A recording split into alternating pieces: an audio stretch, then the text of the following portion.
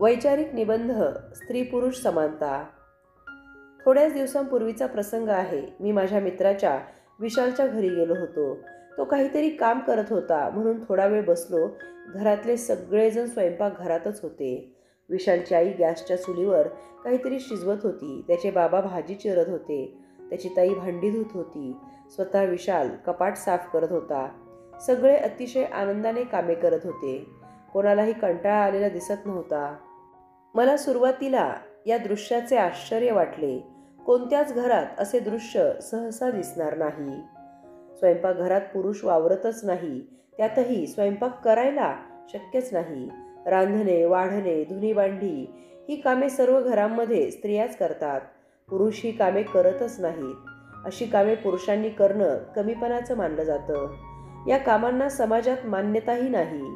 पुरुष हा स्त्रीपेक्षा श्रेष्ठ मानला जातो म्हणून त्याच्या वाट्याला श्रेष्ठ कामे. स्त्रीकडे बुद्धिमत्ता नाही. स्त्रीकडे पुरुषाइतकी शक्तीही नाही.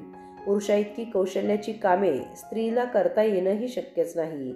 कर्तबगारीच्या बाबतीत तर पुरुषच स्त्रीपेक्षा वरचढ आहे अशी समाजाची ठाम समजूत आहे. म्हणून सर्व बाबतीत पुरुषांना जास्त संधी मिळतात. मात्र विशालच्या घरात अशा समजुतीच नाहीत.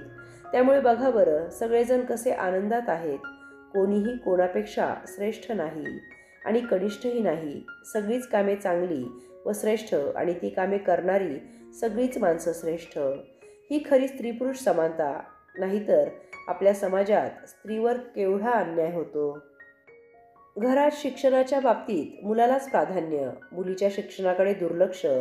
कोणत्याही घरात बघा, मुलीला स्वयंपाक शिकवला जातो, मुलाला मात्र अजिबात नाही. भांडी घासणे, कपडे धुणे ही कामे मुलींनाच करायला लावतात, मुलाला नाहीत.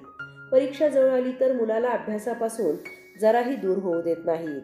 पण घरकामासाठी मुलीला मात्र अभ्यास थोडा बाजूला ठेवा असं सहज सांगतात. ही अत्यंत अन्यायकारक स्थिती आहे. या घातक दृष्टिकोनामुळे स्त्रियांवर अन्याय होतो. त्यांना प्रगतीची संधी मिळत नाही.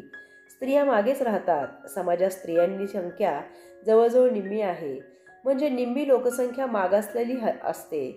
निम्मी लोकसंख्या दुबळी मागासलेली असलेला कोणता समाज प्रगती करू शकेल? हे कदाचित शक्यच नाही.